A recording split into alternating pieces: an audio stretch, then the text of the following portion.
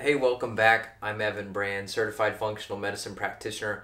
I'm talking with you today about something that I've personally experienced in my life, as most of my videos on this channel, but something that's been coming up a lot every single week in my clinic, and I really had to address it here on my channel. We're talking about energy vampires. I know sometime in your life you've gone into, say, a meeting room, or you've gone into your boss's office, or you've entered someone's house and you felt an energetic shift. You felt this bad energy in the air. You could almost cut that bad energy or that negativity. Maybe you go into a place where there's good energy, but for me, I honestly haven't gone into a place and felt like, maybe a float tank center.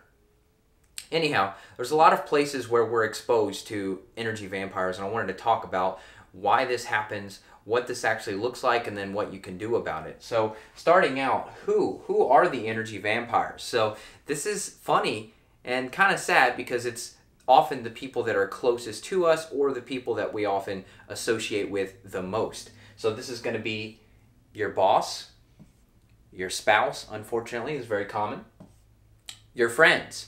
Oftentimes your friends can be keeping you in the status quo or keeping you in the same type of social structure. So you may feel like in your social group, maybe you're the low man or the low woman on the totem pole.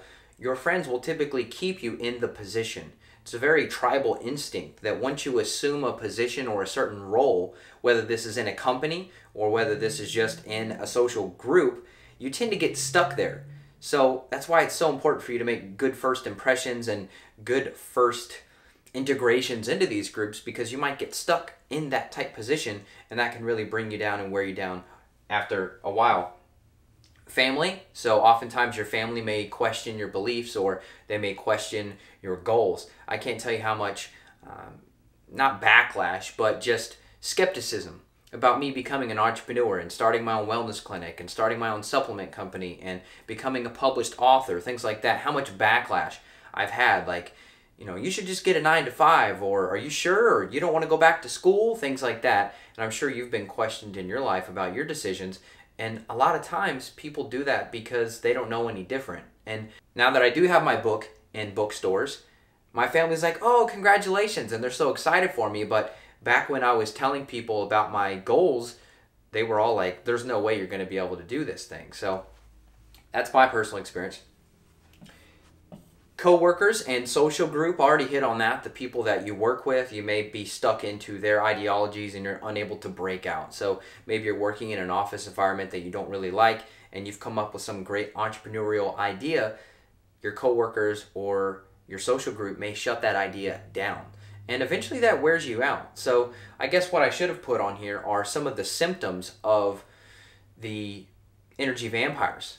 Now, why this happens is going to basically allude into some of the symptoms that other people are experiencing, and these type of emotions can be contagious for you as well. So let's go over those. So depression is going to be a big one. This is why someone could be an energy vampire. So if they're depressed, they're more likely to want to bring you down. You've heard the famous saying, misery loves company. I've never heard something more true than that. So envy. So people may be envious of you. If you're trying to start a new entrepreneurial venture, or you have something on the side, or you're just doing something that's different. You're different than the average person. You're going to get ridiculed for that a lot of the times. So jealousy, kind of tied in here with envy. Jealousy, fear, those are going to be very common. People fear success. I'm telling you, I will admit, when I first went out on my own to start my own business, and when I moved down to Texas to work for the CEO of a supplement company, I had some fear. I thought, can I really do this? Am I really capable? Who am I to be put into this position, right? I'm just a guy who loves research and loves natural medicine and functional medicine and all of this. And I even feared success myself. And so I know that if I've personally had fear of success, I know that you've had it too. A lot of times we think, or we envision, of what the future should be, right? If you actually start working towards that goal and you start getting closer to it, you may actually fear that success and you'll self-sabotage yourself towards those goals. And so that's why Steven Pressfield and a lot of his books about Do the Work and The War of Art, Overcoming Resistance, have been really profound to my life. I need to get him on the podcast probably. So subconsciously, Now, some people don't even know that they're an energy vampire. I've personally had family members that when I spend time with them, I literally feel my mood and my energy drop. And they don't even know that they're doing it. At least I don't think they're aware of what they're doing. So you may have energy vampires in your life. They have no clue. And that's why it's really challenging if it's someone like your spouse, because you're married, right? Or you're living together, or you are together. You reside in the same house, and they're just kind of bringing you down, and they have no idea. Low energy. This is going to be another reason that people are energy vampires. They feed off of you. And so if you're somebody who's upbeat, right? You're the happy, upbeat guy or woman. People generally don't like that. There's not a lot of upbeat, bubbly people that I encounter in society. Now, in previous years, I used to, but with the combination of adrenal fatigue and nutrient deficiencies and parasitic infections and everything that I'm seeing in my practice, it's no surprise that many people have low energy. And that could be a reason that they're trying to steal your happy energy. So I promise, if you've ever been told that you're silly or you're weird or wacky or something, or you have a lot of bubbly, good, positive energy, stay the way you are, because a lot of people are going to try to suck from that, and you don't want to let them do that. So this is why a lot of miserable people, they bully people. You know, this happens to our children as well in schools. These lower energetic people, they have to bring others down to their level to feel good. So I know I could have said that in less words, but that's how it came out of my brain. All right, so what do we actually do about energy vampires? How do we get away from them? What can we actually do if we're stuck around these people and we're trying to succeed in life, which I know you are? So one is going to be distance. If you can distance yourself from that person and you just get away, you may feel like, ooh, I can breathe again. You ever go around a really negative person like that? I have. And then you walk away and you're like, oh my God, I feel like the weight's come off my shoulders. Like I feel good now. So distance is going to be huge. Now this could be getting 20 feet away. This could be getting 20 miles away. This could be getting 2,000 miles away. It really just depends on your situation and who these energy vampires around you are. That's going to determine how far you have to go. The next thing you can do is to limit your time. So maybe you can't limit your distance, but maybe you can limit your time. So if you do have a bad boss or a bad manager or even a bad coworker, just try to limit your time around this person. So limit your exposure. It's almost like air pollution, right? Breathing in a couple days of bad air in China is not going to kill you. But if you have a lot of exposure in terms of duration and proximity, so you're close to the actual negative person and you're spending a lot of time around that negative person, that's a double whammy. So you have to limit the time and distance yourself. So what do? You have to move. That's what I talked about already. Get away. Just get away from them. If you have to actually leave the city, which I've had to move away, so you have to quit. So maybe this is a bad boss and you just can't get away from them. You can't limit your exposure. You're stuck around this person. You may just have to face a reality. You're going to have to quit the situation, quit the job, look for something that's going to suit you and that makes you feel good, right? All of this being said, here's how you should feel. When you get done hanging out with someone, you should feel uplifted. You should feel energetic. And if you don't, cut that person out of your life. I've systematically cut out about 99% of people out of my life. And now, this is not to say I'm the perfect model of, getting away from energy vampires. I still get exposed to them. But I've had to force myself away from these people to be successful in my business, my personal practice, my health, my marriage, starting a family, etc. I couldn't have done that if I had all these weights on my shoulders just bringing me down. Separate. So I've had to coach several different of my clients through the process of going through a divorce. I've had to be there in terms of providing the supplements, looking at the lab tests, seeing how hormone levels are affected during a divorce, and it sucks. Let's face it, it's not fun. But the reality is, if you are energetically sick due to your partner, you're going to have to make the hard decision. If you can't reconcile the relationship, you may have to face a reality of separating. That's just the way it is. So power up. This is my last point to end this video.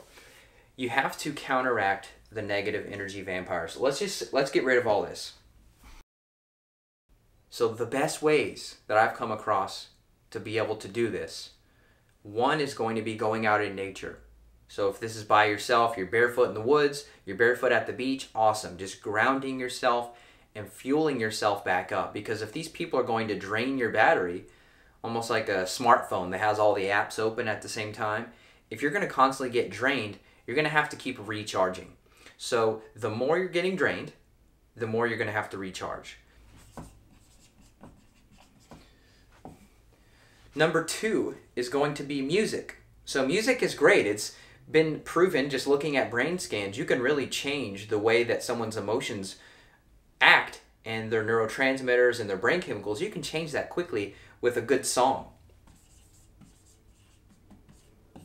So I know when you feel down, you think, oh, I'm just going to listen to music that sort of soothes my wound, right? You want to listen to music that kind of makes you feel depressed. If you're depressed, if you're sad, you're going to listen to sappy music. A lot of people, we try to continue the spree of our emotions by fueling them with the same type of music that may have caused that emotion. So if you need to throw on some Bob Marley or some other type of California reggae music or some pop music, whatever it is, acoustic, guitar, country music, whatever makes you feel good, do that to power yourself up and recharge.